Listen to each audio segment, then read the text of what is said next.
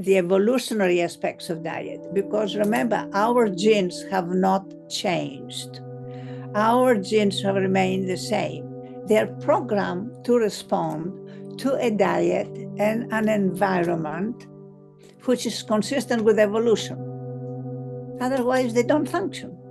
The omega-6 and omega-3 have opposing properties that affect every cell function because they are on the membrane of every cell in our bodies. It's only through the food technology and the development of oils following the Second World War that increased the amounts of omega-6. During evolution, they were in balance. And we have no business changing agriculture to the degree where you change the composition of the meat. So no matter which way you look at Western diets, you have a high ratio of omega-6 to omega-3. What diseases might it increase the risk for? In your research, what have you found? I mean, the Leonhardt study, it showed that with a ratio of 4:1 or less, you have no sudden death. All the chronic diseases, they do much better once they're balancing their diet. What are some steps people can take? And then I'd like you to take us through a day. Like, what are you doing? Welcome, everyone. I don't know if I've ever been as excited about an interview as this interview. We have a legend here, Dr. Simopoulos. She's an American physician, researcher, author, and founder and president of the non-for-profit educational organization Center for Genetics, Nutrition, and Health. And she's written many books. And when you see research about the omega-6 to omega-3 fatty acid ratio in text, in journal articles, you'll always see her name, because she's the leader in this area. So welcome to the show. Thank you for making time for us. And I couldn't be more excited to have you. Yeah, I'm very pleased to be on the show. Thank you. Yeah, and now let's just start at the top. We're going to get into something that I think is very important that most Americans are missing. And like you said, you're traveling worldwide now, spreading the news about this. But what initially sparked your interest in fatty acid research? Well, I used to be in the intramural program of the National Institutes of Health. And at that time, I was very much interested in metabolic changes and how they affect the growth of children. And one of the areas that we were focusing at that time was in a disease that has the name of Barter's syndrome. And that was the laboratory of Dr. Barta where I worked. And so we received references and from all over the world, patients who were considered to have this metabolic syndrome. One of the aspects of that was prostaglandins. So I focused on prostaglandins and specifically on the nutritional aspects of prostaglandin. And at that time, there was a group in Italy that were also interested very much in prostaglandins. And I attended the conference that they had in Florence. And I realized that there's just so much on the nutritional aspects of prostaglandins, a lot more than I thought was applicable to patients with Barter's syndrome, that I decided to focus on it. And then I realized that the people in Sweden, and in fact, Wein got the Nobel Prize for it, had focused in identifying the various prostaglandins and their entity, and the fact that they came from fatty acids. So that's how it came about. Oh, beautiful. So tell us, what are prostaglandins? And what was this syndrome? What were the consequences of this syndrome? So how did that tie together for you? Right. So, you have heard about saturated fats and polyunsaturated fats and monounsaturated fats. But the polyunsaturated fats come in two different families, omega-6 and omega-3. And they are essential because the human body, cannot make omega-3s from omega-6 or vice versa. So that we have to get them as such in our diet. And some of the sources of the omega-3 fatty acids are green leafy vegetables, which actually I specifically did that research when I discovered that purslane, which is a very primitive wild plant, has the highest amount of alpha-linolenic acid, which is the omega-3 fatty acid. So I then, after that, I began to really focus on it. And I used the Diet of Crete as an example, because the people in Crete, they lived the longest and they had the lowest heart disease since before the Second World War. So I figured it could not be just the olive oil. It has to be other factors as well. And so I began to do a thorough analysis of the Diet of Crete. And that's really brought me more and more then into looking at the specifics of essential fatty acids. So let's start with the omega-6. The omega-6 fatty acids are found mostly in vegetable oils, like, for example, sunflower oil, safflower, corn oil. These are oils that became very popular after the Second World War. The omega-3 fatty acids are found mostly in the leaves of green leafy vegetables and in the seeds of flaxseed or chia seed. Practically every part of the world has a seed that is high in omega-3 fatty acids called alpha-linolenic acid. So we refer to them as the parents of the fatty acids. The omega-6 is called LA or linoleic. The omega-3 is called alpha-linolenic or ALA. So through different enzymes and various metabolic steps in the body, the omega-6 and the omega-3 fatty acids, they use the same enzymes to produce further metabolites. And some of them are prostaglandins, some are leukotrienes, and some are lipoxygenases. So what you end up with then is two families of fatty acids, the omega-6 and the omega-3, using the same enzyme system to produce what is called, because there are 20 carbon atoms, they're called eicosanoids, some of which are prostaglandins. And so here you have then a food that in the body produces very powerful type of hormone-like substances called prostaglandins. And the omega-6 and omega-3, they have opposing properties.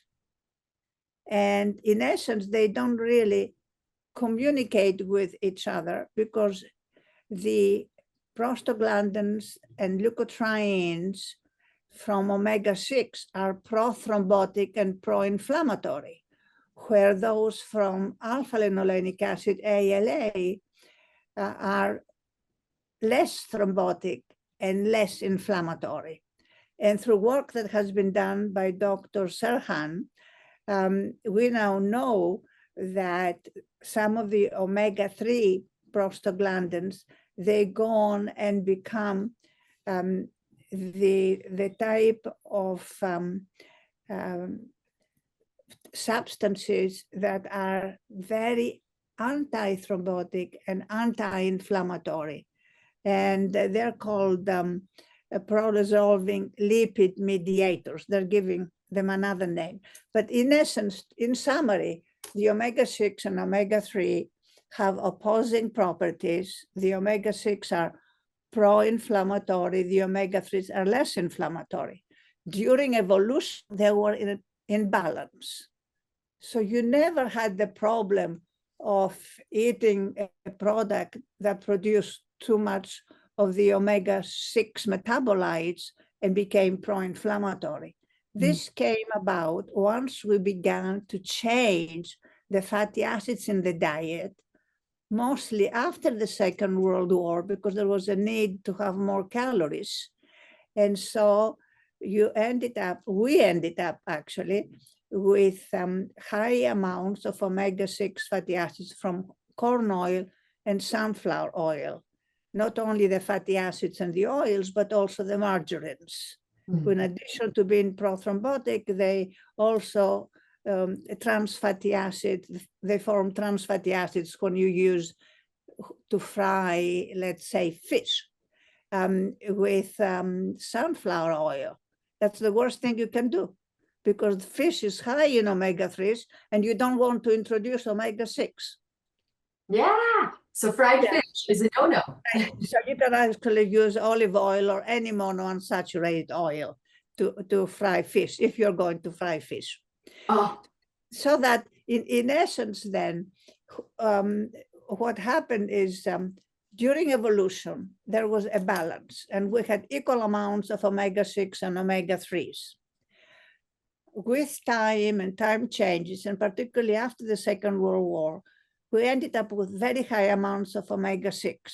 So we have a diet that is prothrombotic and pro-inflammatory that never existed before in such large amounts, but only after the Second World War. So it's just like 80 days type, 80 years type of issue that has become something that we really need to have never done it. yeah. It's okay. That was beautiful. So can you put some numbers, like what the ratio you said historically was 1-to-1? Okay. Is there an acceptable ratio, and where are we living today? Exactly. So during evolution then, people ate, they would hunt it for animals, they would fish in the lakes and rivers and sea. They would also go and pick up wild plants. This way, then, you ended up with a balanced omega-6 and omega-3 ratio, because many of the animals, they ate both leaves or grass, as well as seeds. And most seeds, you can think like that. Most seeds are omega-6. More green leaves are omega-3s. And so they would balance each other. And a grass-fed animal has omega-3s, but a grain-fed animal, and most of the beef is grain-fed, are high in omega-6. So we went from a balance, because animals ate both grains and leaves, and then fish is high in in fish oils, which are the omega-3 fatty acids, EPA and DHA. So by eating this way, there was never an issue with the fatty acids. It's only through the food technology and the development of oils following the Second World War that increased the amounts of omega-6, so that instead, even in Greece, instead of olive oil, they're using sunflower oil. In Spain, people talk about the Mediterranean diet, but the Mediterranean diet had a balance ratio. The Mediterranean diet today does not have a balance ratio, because the vegetable oils are extremely common, because they're very cheap and easy to produce. You don't have to wait for a tree to grow to get olive oil. You can just plant twice a year and get lots of sunflower seeds or sunflower oil. So this is a very important issue. So the ratio was about either to completely balance, in other words, 1-to-1 omega-6 to omega-3, or 2-to-1, maybe a little bit more of the omega-6. Although in going way, way back in evolution, there was always more omega-3s, because people fished more And they also lived along the seashore or the lakes and rivers. They really did not live in forests. So they had a lot more fish in their diet than later on. So the ratio today in Western diets, but also throughout the world, is about 20-1. You have 20 times as much omega-6 as omega-3. So you have a diet that is pro-inflammatory. Secondly, with ultra-processed foods, there is a high use of sunflower oil and corn oil. And even soybean oil is much higher in omega-6 than omega-3. So no matter which way you look at Western diets, particularly if they're ultra-processed, you have a high ratio of omega-6 to omega-3, leading to higher amounts of prostaglandins, leukotrienes, and at the same time, you have a much less production of the lipid mediators from omega-3s, which are very potent anti-inflammatory agents. Perfect. And I want you to get into where they live in our bodies in a second. But you said something really important, and I don't even know if I told you, but I'm part of this, what's called the Beef Nutrient Density Project. And we're looking at over 100 producers and in how they're raising their beef and the omega-6 to 3 ratio. And so it's clear that not eating enough fish and eating too many vegetable oils is definitely a part of the problem. But do you believe the way we raise our animals today is a significant contributor to this as well? Yes, I think we have no business changing agriculture to the degree where you change the composition of the meat in terms of the meat fibers. An animal that is grass-fed does have some EPA and DHA. An animal that is grain-fed has 0 omega-3s. It is all omega-6, which is linoleic acid and arachidonic acid. Now, you should also know that nature always provided for human beings. Mother's milk contains omega-3 fatty acids. In fact, when I was at the NIH, we came up with recommendations on the importance of omega-3 in infant feeding, the need to breastfeed or to use formula that contain DHA and smaller amounts of EPA. This was a major recommendation. Also, people noticed that in the Faroe Islands, where people eat a lot of fish, that they don't have as much premature babies born. So omega-3 fatty acids are essential to prevent prematurity, either before 34 weeks or before 37 weeks. And you know, prematurity is a big problem because it is associated with differences in the rate of growth and development, as well as brain function. So that this change in the animal feeds is penetrating every part of our culture today. In fact, just this month, a number of societies from Australia and Italy and Spain and Mexico, they went ahead and came up with a major recommendation that all women of reproductive age, they should make sure that they have adequate amounts of DHA in their diet. And all women who are pregnant and they seem to have a problem with prematurity, either they have a previous baby that was born premature or they develop preeclampsia, they are supposed to be getting as much as 1 gram of DHA. And there are studies that have been done that very clearly show that it cuts down on the prematurity rate. So when you look at it, then you can appreciate the fact that here are the fatty acids that we eat, that in the body, they are metabolized to very important prostaglandins, leukotrienes, and lipid mediators that affect every cell function because they are on the membrane of every cell in our bodies. And that's what makes it very exciting. I don't know of any other nutrient that's as important. Oh, I love that. Yes, I'm a little bit obsessed with omega-3s, admittedly. And so just make this clear for us before we talk about the research and the ratio and what it's showing in terms of disease. So when we eat them, they're going into our cell membranes. How long are they living there? Can you explain that a little bit, or where else are they Well, going?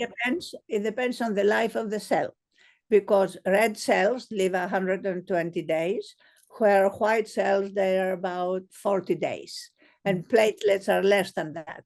So how long they are on that cell membrane depends on the type of cell. And of course, they get into every cell and every cell membrane in the body. And so do you, actually, I want to save that for after. We're going to talk about what you personally do, but take us through the research, because you've published a number of papers on this ratio and its risk or its increased risk for certain diseases. So can you take us kind of through the different papers that you've published and what you found about this ratio specifically? Yes. Well, so the type of foods that are high in omega-3 fatty acids, you start with fish, because fish is very high in EPA and DHA, but the amount of EPA and DHA in fish varies with the type of fish. It's usually higher in fish from deep, cold ocean waters rather than tropical seas or seashores. And the most common fish that is high in omega-3 fatty acids, that also is not expensive, are sardines and herring. Of course, then comes salmon. Salmon is more expensive. Bluefish is less expensive.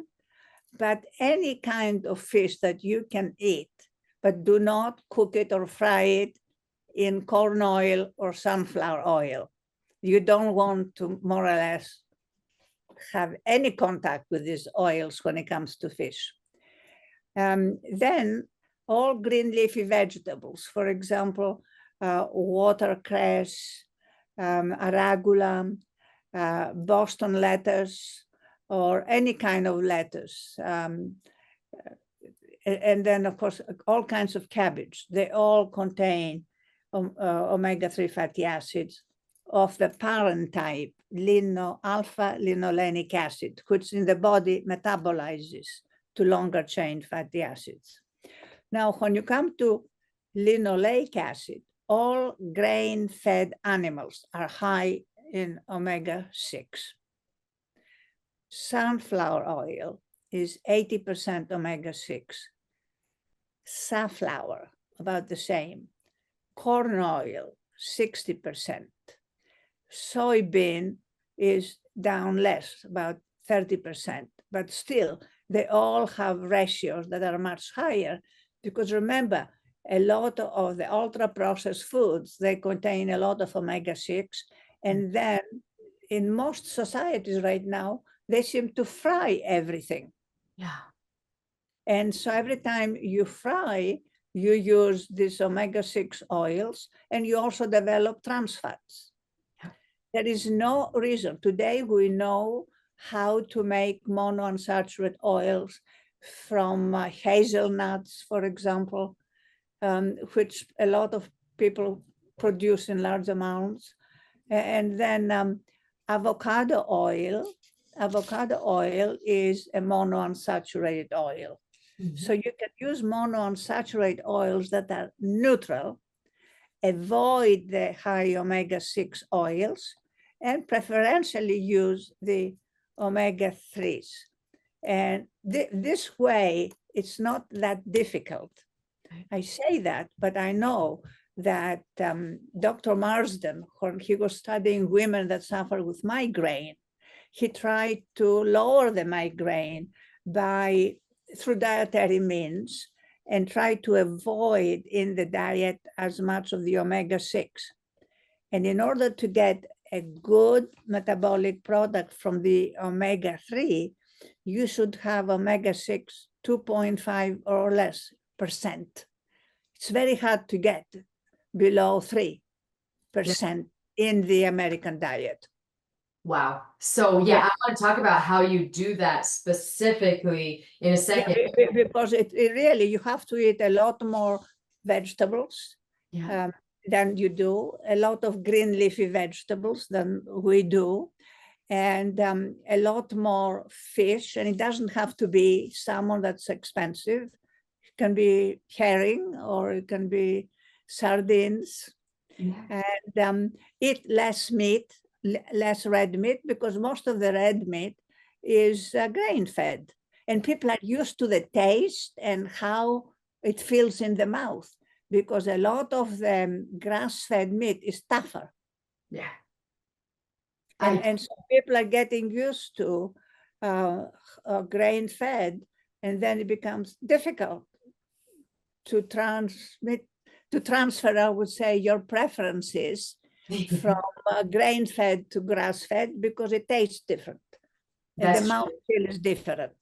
Yeah. Right. And something like 70% of the beef on the market, like you said, is raised in factory farms and is grain-fed. And also I wanted to say, herring is so delicious. I just got into these little cans of herring with pepper on them. It's like Barton Bay or something. It's absolutely incredible. So I highly recommend that. Now tell me, just so people can understand, these prostaglandins lead to the production of different types of mediators, messengers that either promote or resolve inflammation. So what are some symptoms people would look for in their bodies that might let them know that this balance is out of whack? And also, what diseases might it increase the risk for? In your research, what have you found? Yeah, well, I think most people know that the ratio is not balanced.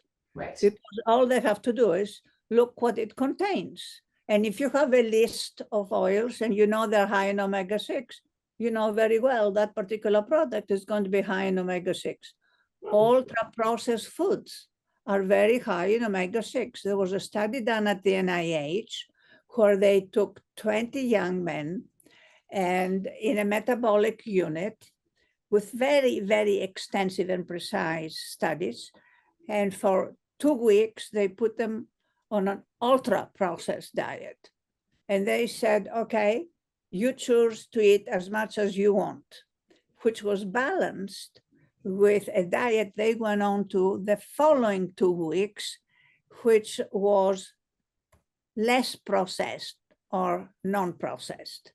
And they saw major differences. On the ultra-processed diet, you end up eating more.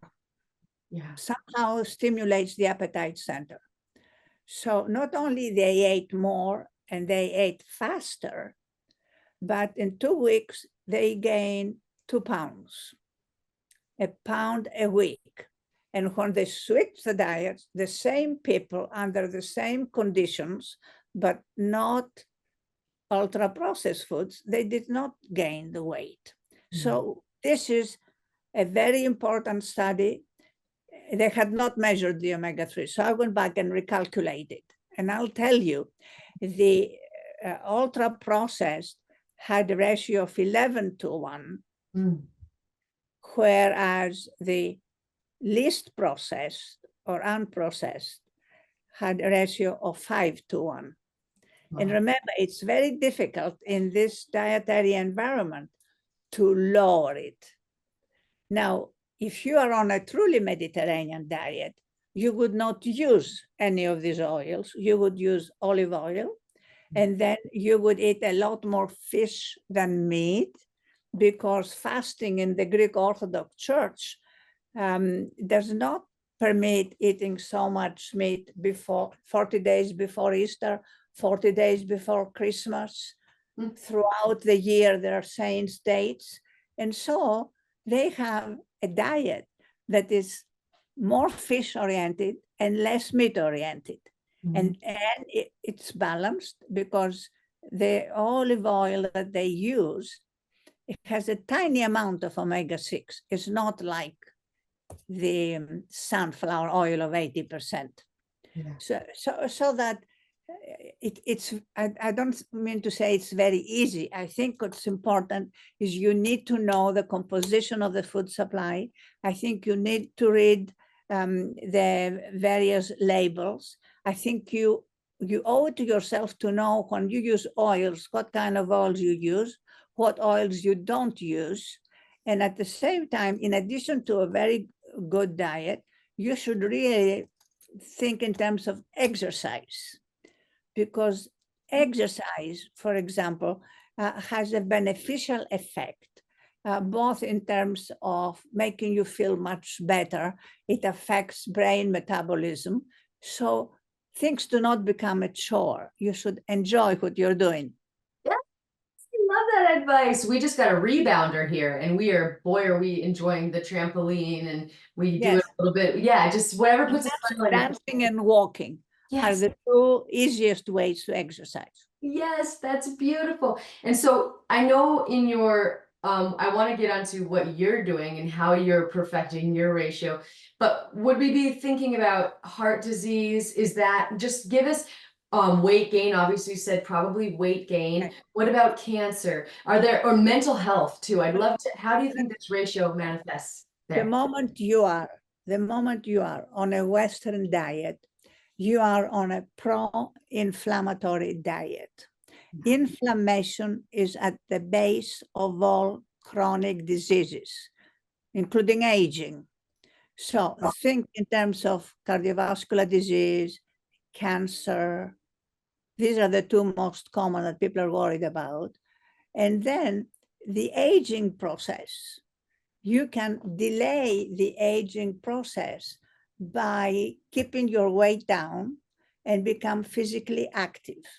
In fact, many of the metabolic changes that take place are very similar or reinforce each other with a Mediterranean diet and physical activity. And as I said, physical activity does not mean you have to endure and get pain in your muscles to get an effect. Physical activity can be a pleasure, walking in a park or swimming at sea or dancing. Really, I think that dancing should be part of public education. I couldn't agree more. I love that we're on the same page there. And before I keep saying before, we're going to get to it, but I'm wondering, do you think having too few omega-3s or linoleic acid in excess, which is more dangerous or detrimental to the American public? Or is there one? Or are they the same? Well, the trouble is this ratio that you just described, high omega-6 and deficiency of omega-3s, because we do have a deficiency of omega-3s, could not be a worse combination. There is no reason for anybody to use oils that are high in omega-6 fatty acids. I heard the other day that through fermentation, they're trying to remove the omega-6 fatty acids from the oils. Wow.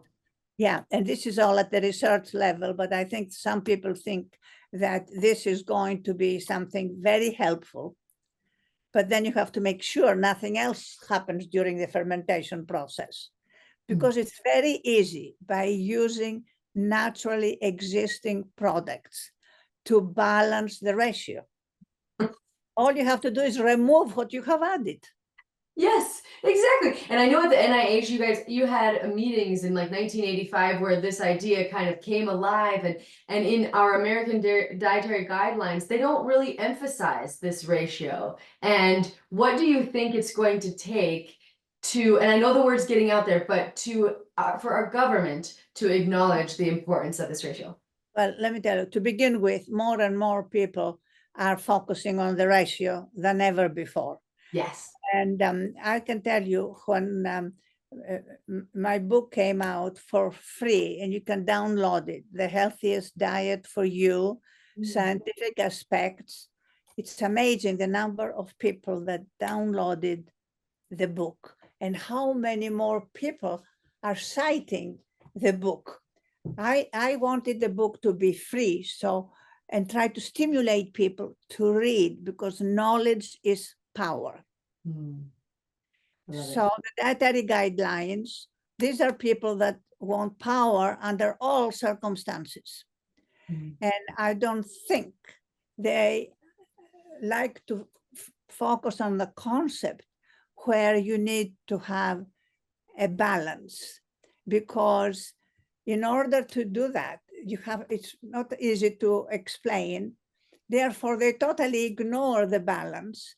And this way, they try not to think about it. I think people who are knowledgeable and people who are curious and want to know what is in the food supply, I think they have no problem balancing their diet. I think we know that about 5-to-1 or 4-to-1 or less, you get beneficial effects. I mean, the Leonhardt study, it showed that with a ratio of 4-to-1 or less, which is exactly what I had calculated from the Diet of Crete, you have no sudden death and a tremendous decrease in the death rate, occurring with myocardial infarction and so on and so forth. So all the chronic diseases, there are about 10 of them that are the most common ones, okay? So you have heart disease, and you have cancer, and you have arthritis, and you have high blood pressure, then you have liver disease, metabolic liver disease.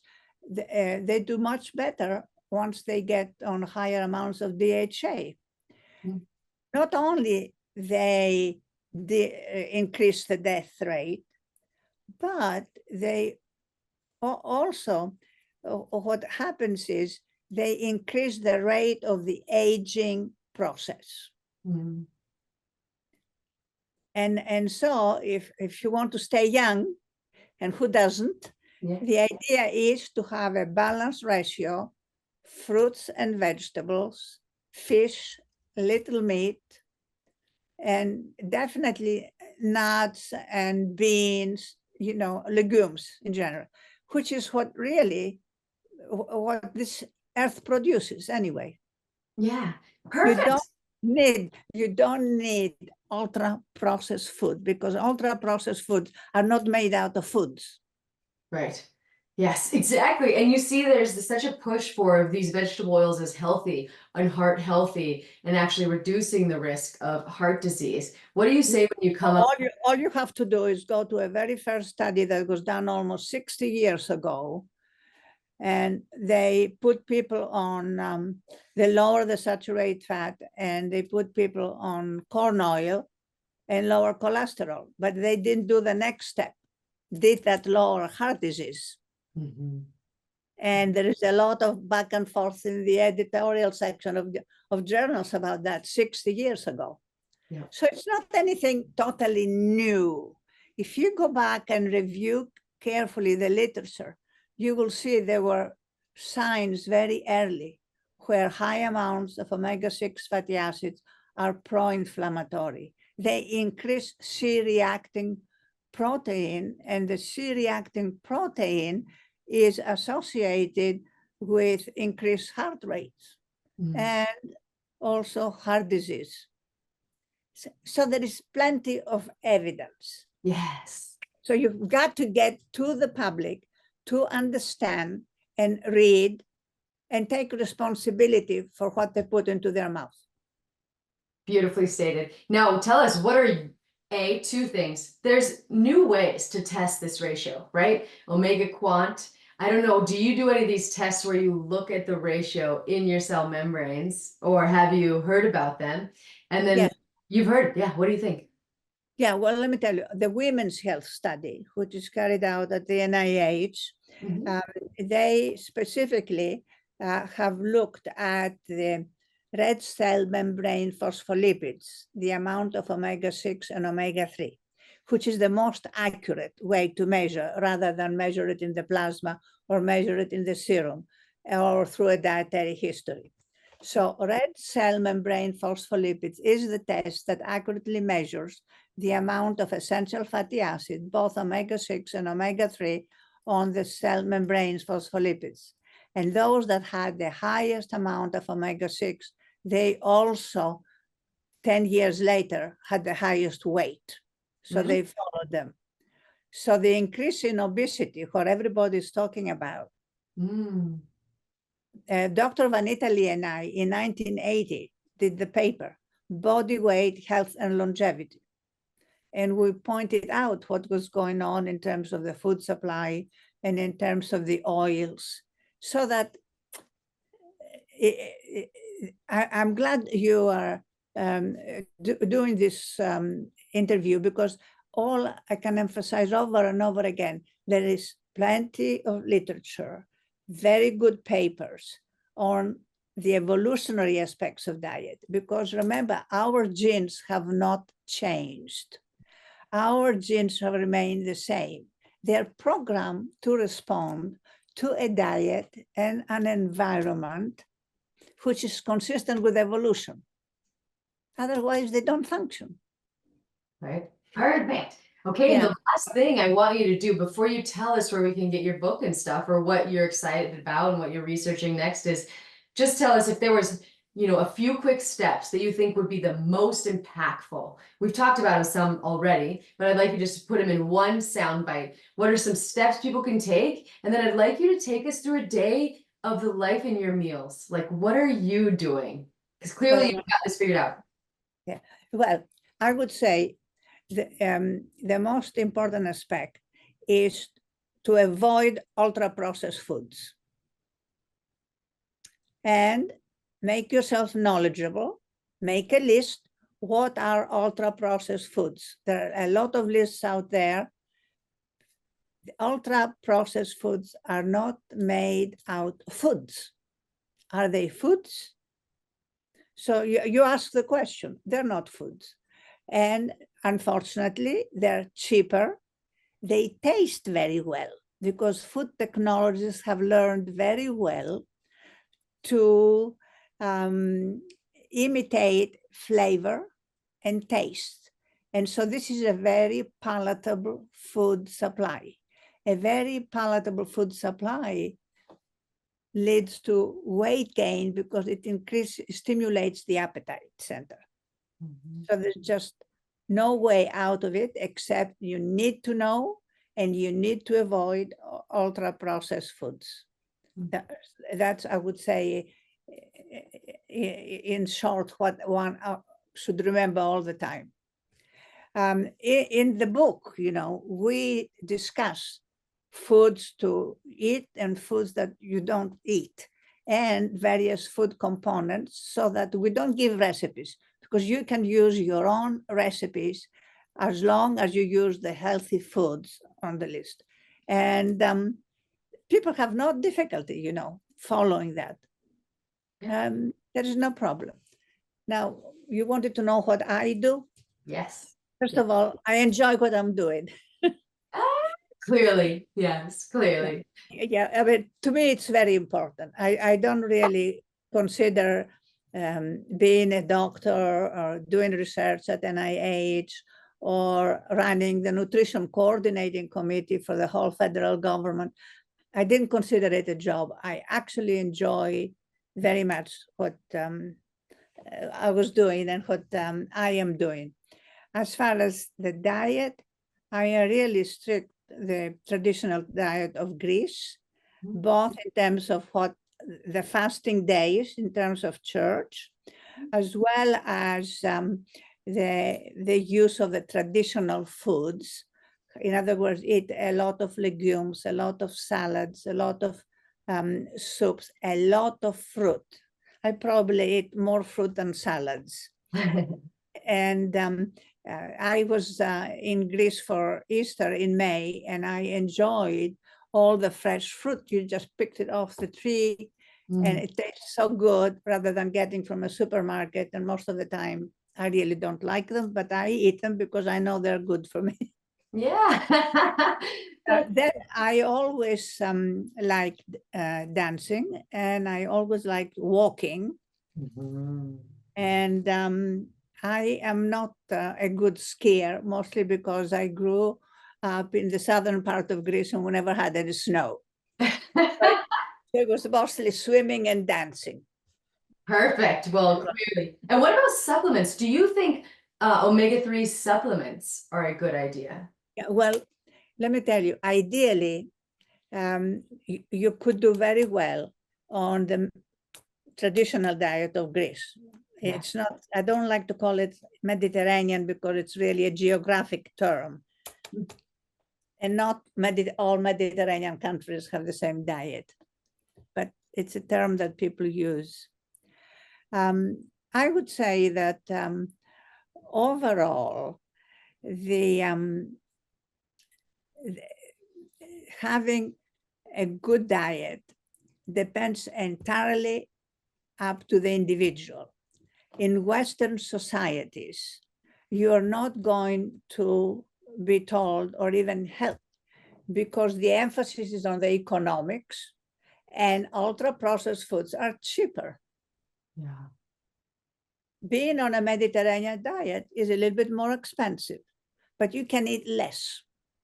You can balance that by eating less and maintaining a weight, a body mass index under 25, between 23 and 25. There's no question about that. But as far as the dietary recommendations, I think they have to think differently. They have to start thinking in terms of a balance, like we're thinking of ratio when it comes to calcium and phosphorus, when it comes to sodium and potassium. It's not that other parts of the human body don't have balance in their various elements, because you can decrease your omega-6 and increase your omega-3s and go to a balance. Great. Do you think for... So you avoid omega-6, increase omega-3, you automatically, I don't know if you're going to get a ratio of 2:1. It's very hard to get a ratio 3:1, but we know a ratio 4:1 is very beneficial because the Leonhardt study showed very clearly people who had one episode of heart disease, they lived the longest under a ratio of 4:1. Perfect. And I know diet is obviously the first way to do that. Do you think people could supplement with fish oil too, or would you prefer diet? Yeah. So most of the studies that have been done, clinical studies, have been done with supplements. Yeah. And when you take a supplement, you take it every day, which actually gives you a good ratio or omega-3 level on a daily basis. If you're going to eat fish twice a week and the rest of the week you use all your ultra-processed foods, it's not going to help you. Yeah. So eating fish twice a week is not as helpful as taking supplements.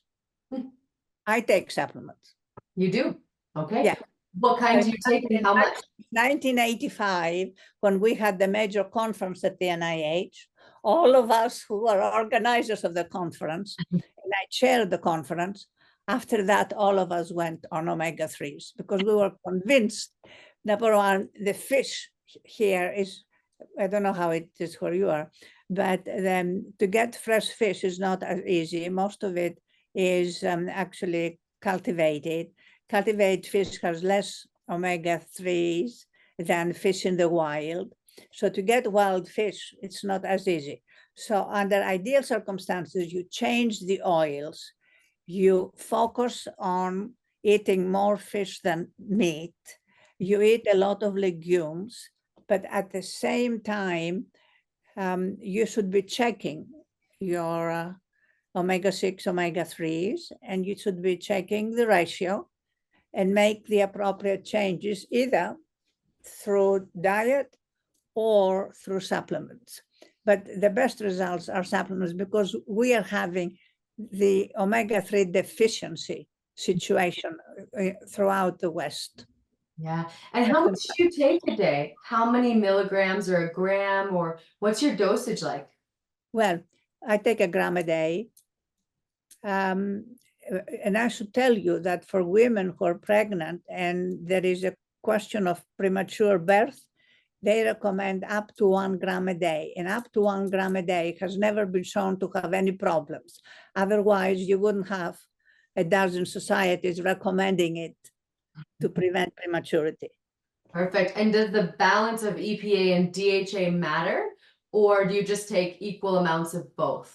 Well, let me tell you, this is a very important question, but most people think that you have a higher amount of DHA than EPA. But the data for one or the other are not really that good.